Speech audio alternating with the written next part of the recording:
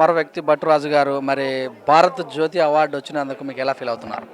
భారత జ్యోతి అవార్డు వచ్చినందుకు జైరాబాద్ మారుమూల ప్రాంతం నుండి ఢిల్లీ వరకు వచ్చి మమ్మల్ని ఈ విధంగా రికగ్నైజ్ చేసినందుకు నేను ఈ యొక్క అవార్డుని దేశానికి అంకితం చేస్తున్నాను.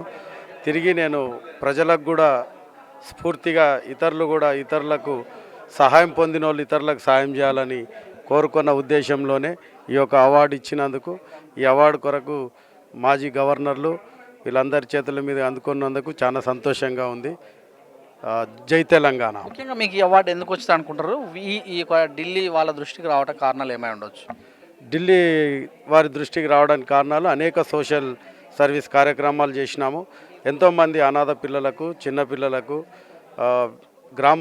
గ్రామీణ ప్రాంతంలో ఉన్న ప్రజలకు, ఆ యొక్క పిల్లలకు చాలా విధాలుగా సేవలు చేసినందుకు తెలంగాణ ఫార్మేషన్ డే రోజు కూడా ఎన్జిఓ బెస్ట్ సోషల్ వర్కర్గా అవార్డు వచ్చింది.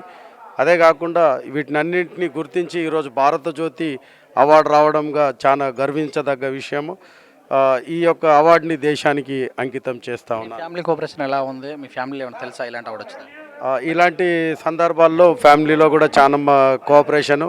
మా భార్య కూడా ఎన్నోసార్లు సోషల్ వర్క్కి ముందుగా ఉంటుంది. ఆమె సహకారం లేనిది ఏది కూడా జరగలేదని, ప్రతి ఒక్కరి సహకారం వల్లనే మనం ముందుకెళ్తామని కూడా ఈ యొక్క అవార్డు సందర్భంగా తెలియజేస్తాం. Thank you very much.